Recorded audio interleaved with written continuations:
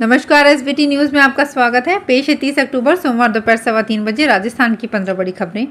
इस news bulletin के प्रायोजक हैं विनी केक एंड मोर। तो सबसे पहले एक नजर डालते हैं आज के हेडलाइंस पर।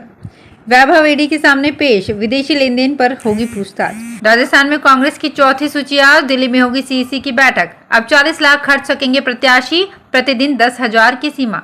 अंबाजी मंदिर में पूजा के बाद दाभोदा पहुंचे पीएम मोदी। 5,941 करोड़ की विकास परियोजनाओं का उद्घाटन और शिलान्यास। विधानसभा चुनाव के लिए आज से नामांकन शुरू, 25 को होगी वोटिंग। और अब खबरें विस्तार से। सीएम अशोक गहलोत के बेटे और आरसीए अध्यक्ष वैभव गहलोत दिल्ली में प्रवर्तन निदेशालय के ऑफिस पहुंच गए हैं।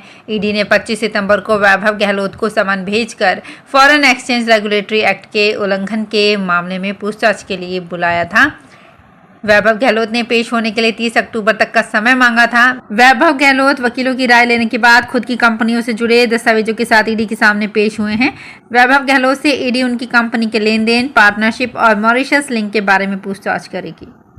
राजस्थान में कांग्रेस उम्मीदवारों की चौथी लिस्ट आ जाने की संभावना है। इसके लिए दिल्ली में कांग्रेस सीईसी की बैठक होगी। बैठक में नामों पर अंतिम मुहर लग सकती है। रविवार को दिल्ली में स्क्रीनिंग कमेटी की बैठक हुई थी। इसमें करीब 100 नामों पर मंथन हुआ है। 65 नाम तय कर लिए हैं, जबकि बचे नामों पर आज फैसला होना है। कांग्रेस ने पहली सूची में 33, दूसरी में 43 और तीसरी में 19 उम्मीदवार घोषित किए थे। कुल 95 उम्मीदवार घोषित कर दिए हैं। सीएम गहलोत समेत पार्टी के वरिष्ठ नेता दिल्ली में डटे हुए हैं।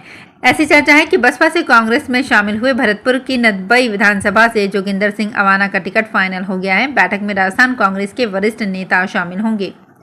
आगामी विधानसभा चुनाव को लेकर आज नामांकन प्रक्रिया शुरू हो गई है, जो 6 नवंबर तक जारी रहेगी। इसके बाद 25 नवंबर को मतदान होगा। सोमवार को अधिसूचना जारी होने और नामांकन प्रक्रिया शुरू होने के साथ ही प्रत्याशियों के खर्च का आंकलन भी शुरू हो जाएगा।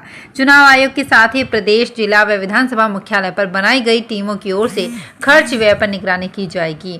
गौरतलब है कि विधानसभा चुनाव की प्रक्रिया 30 अक्टूबर को शुरू होगी। इसके साथ ही चुनावी खर्च पर निगरानी शुरू हो जाएगी। चुनाव आयोग की ओर से गठित टीमें सोमवार को सक्रिय हो जाएंगी और विधानसभावार प्रत्याशी के खर्च पर नजर रखकर लेखा जोखा तैयार करेगी।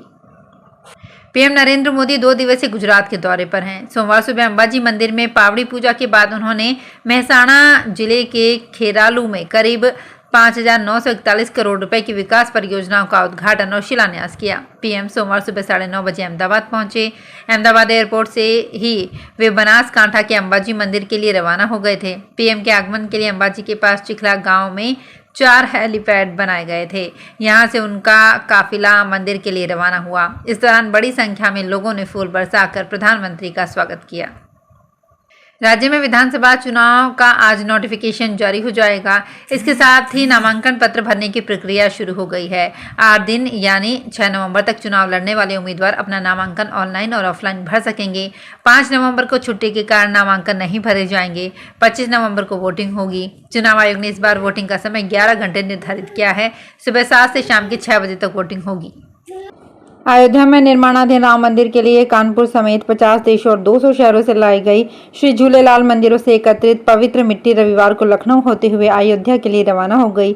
इससे पहले सिंधु सभा ने सिंधी कॉलोनी स्थित तुलसी भवन में रज दर्शन को रखी। कुल 5 कलशों में एकत्रित रजपन की मंदिर दर्शन के लिए भी ले जाई गई। इससे पहले तुलसी भवन में पनकी धाम के महामंडलेश्वर महंत कृष्णदास, बाल योगी चैतन्य, अरुणपुरी सिद्धनाथ धाम कथावाचक पंडित शिवाकांत, साई रमेश लाल और बांकी बिहारी धाम के साई हरिदास उदासी ने यात्रा दल को आशीर्वाद दिया। सिंधी सभा के राष्ट्रीय अध्यक्ष एवं संयोजक अशोक अंशवानी ने बताया कि 5 माह से रज एकत्रित की जा रही थी।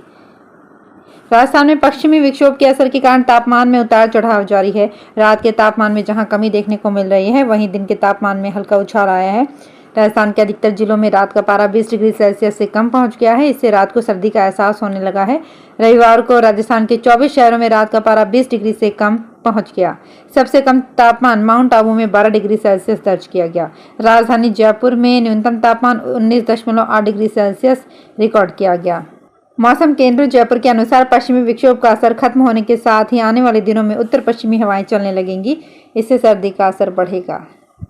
सुप्रीम कोर्ट ने मनीष सिसोदिया की जमानत याचिका खारिज कर दी है। दिल्ली शराब नीति घोटाले मामले में राज्य के पूर्व डिप्टी सीएम मनीष सिसोदिया 241 दिन से जेल में बंद हैं। सुप्रीम कोर्ट ने 17 अक्टूबर को उनकी जमानत याचिका पर सुनवाई करते हुए फैसला सुरक्षित रख लिया था। आप नेता मनीष सिसोदिया पर दिल्ली शराब नीति में भ्रष्टाचार और मनी लॉन्ड्रिंग का आरोप है। सुप्रीम कोर्ट में मामले की सुनवाई जस्टिस संजीव खन्ना और जस्टिस SVN भट्टी की बेंच में हुई। कोर्ट ने जांच एजेंसियों को निर्देश दिया कि ट्रायल 6 से 8 महीने में पूरा करें। अगर देर होती है तो सिसोदिया जमानत के लिए दोबारा अपील कर सकते हैं। पश्चिमी विक्षोभ का असर खत्म होने के साथ ही राजस्थान में मौसम साफ होने से दिन में तापमान चढ़ने लगा है। इस कारण जयपुर समेत 6 जिलों में गर्मी बढ़ गई है। मौसम विशेषज्ञों का कहना है कि इस बार वेस्टर्न डिस्टर्बेंस कमजोर होने के कारण अक्टूबर में गर्मी ज्यादा रही, रात में सर्दी कम हुई। अब पूर्वानुमान जताया जा रहा है कि नवंबर के पहले सप्ताह से राज्य का तापमान गिर सकता है, क्योंकि नवंबर के पहले सप्ताह में एक पश्चिमी विक्षोभ उत्तर भारत में आ सकता है। इससे बारिश और बर्फबारी हो सकती है। जोधपुर में चौपासनी शिक्षा समिति के तत्वाधान में 110 साल पुराने चौपासनी स्कूल का वार्षिकोत्सव एवं सर प्रताप की 178वीं जयंती समारोह आज शाम 4:30 बजे होगी। कार्यक्रम की अध्यक्षता पूर्व नरेश गज सिंह और मुख्य अतिथि लेफ्टिनेंट जनरल अजय कुमार सिंह होंगे। वार्षिकोत्सव में स्कूल के स्टूडेंट मार्च पास्ट करेंगे। घुड़सवारी, गेम्स, स्पीच सहित मलखम का भी प्रदर्शन किया जाएगा। स्टूडेंट ने कार्यक्रम को लेकर फाइनल रिहर्सल भी की है। वार्षिकोत्सव में 2500 से अधिक स्कूल स्टूडेंट शामिल होंगे। चौपासनी स्कूल के अध्यक्ष रावल किशन सिंह जसोल ने बताया कि सन 1875 में ठाकुर स्कूल के रूप में इसकी शुरुआत हुई थी। सीकर का प्रसिद्ध खाटू श्याम मंदिर 31 अक्टूबर की रात से 1 नवंबर तक करीब 18 घंटे से ज्यादा समय तक दर्शनों के लिए बंद रहेगा। दरअसल 1 नवंबर को बाबा श्याम का तिलक और विशेष पूजा होनी है। इस संबंध में मंदिर कमेटी ने आदेश जारी कर दिया है। श्री श्याम मंदिर कमेटी के कोषाध्यक्ष कालू सिंह ने आदेश जारी करते हुए बताया कि परंपरा के अनुसार शुक्ल पक्ष में भी बाबा खाटू श्याम की विशेष पूजा और तिलक किया जाता है। इस बार तिलक और सेवा पूजा 1 नवंबर को होनी है। ऐसे में 31 अक्टूबर की रात 10:30 बजे से ही मंदिर में भक्तों के लिए दर्शन बंद कर दिए जाएंगे।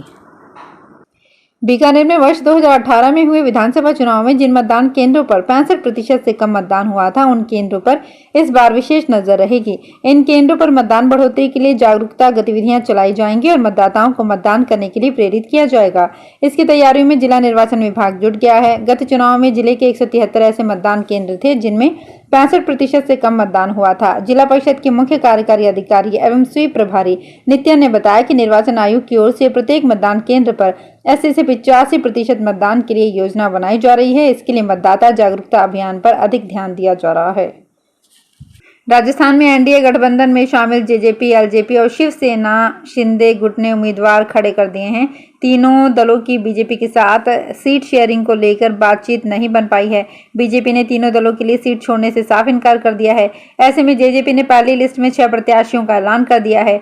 जेजेपी हरियाणा में बीजेपी के साथ सरकार में है, जबकि चिराग पासवान की एलजेपी का बिहार में बीजेपी के साथ गठबंधन है। इसी प्रकार महाराष्ट्र में बीजेपी के सहयोगी शिवसेना गुट के उम्मीदवार राजेंद्र सिंह गूढ़ा के सामने बीजेपी ने उम्मीदवार खड़ा कर दिया है।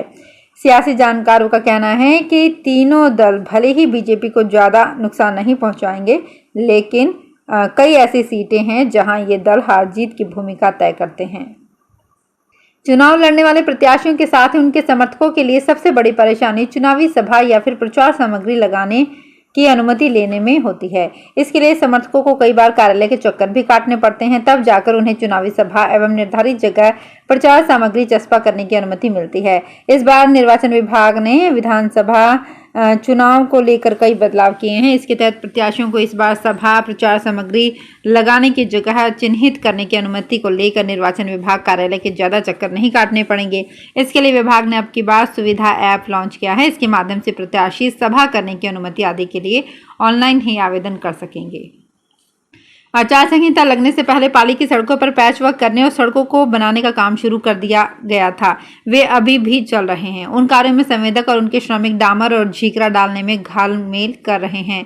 पाली शहर के घरवाला जाव के साथ अन्य जगह पर क्षेत्र में चल रहे पैच वर्क में ऐसा ही किया जा रहा है। गड्ढों को भरने के लिए झीकरे में मिट्टी ज्यादा है, उस पर डामर की हल्की परत बिछाकर संवेदक डामर कर रहे हैं। पैचवर्क करते समय सड़क के लेवल का भी ध्यान नहीं रखा गया है। मनमर्जी से कंक्रीट डालकर उस पर रोलर घुमाया जा रहा है। तो फिलहाल इस बुलेटिन में इतना ही। फिर हाजिर होंगे कुछ और बड़ी खबरों के साथ। अगर आप भी अपने आसपास की छोटी बड़ी और महत्वपूर्ण खबरों से अपडेट रहना चाहते हैं तो सब्सक्राइब कीजिए हमारे चैनल SPT न्यूज को और प्रेस कीजिए बेल आइकन पर